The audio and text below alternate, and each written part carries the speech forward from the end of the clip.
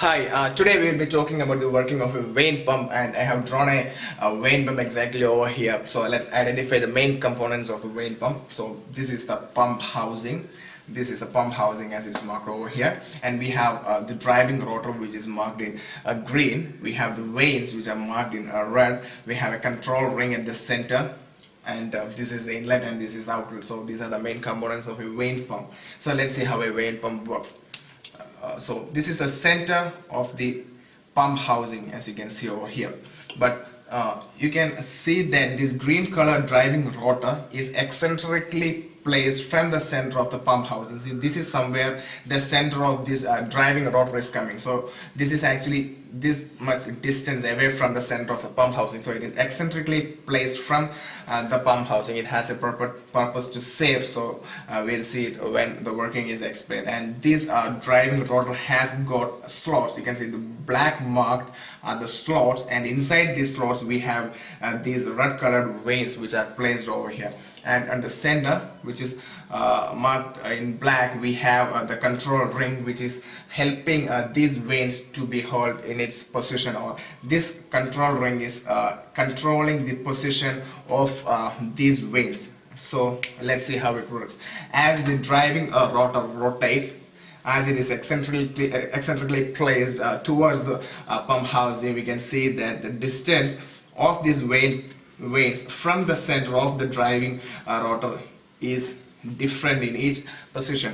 Here you can see this is the inlet and this is the outlet. So as it is rotating in clockwise direction, here the area is less and gradually it is increasing. So a suction is happening at this port, and the oil or the fluid is sucked from this port and is swept, or it is swept by the help of these vanes, which is trapped inside this container, and it is pressurized, and when it reaches this portion, gradually the area is reducing over here and the inlet port is open. So gradually the oil or the fluid which is trapped here will be pressurized and will be pushed outside to the outlet. That's how a vane pump actually works. And you can see how the vanes move due to this control ring placed over here. These vanes are supposed to slide to and fro through these slots inside the driving rotor. So due to the centrifugal force, you can see these vanes are connected towards the outer ring, or the pump housing outer portion, with the help of this control ring. So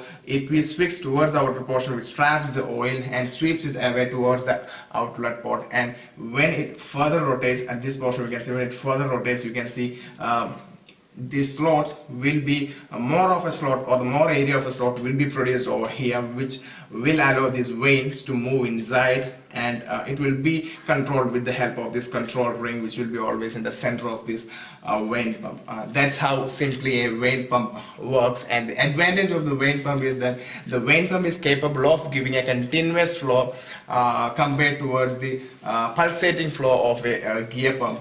And I hope you understand the vane pump. For more details on vane pump and also on automobile engineering and hydraulics technologies, you can visit my blog, which is www.techfreaksinfo.com. Thanks for listening.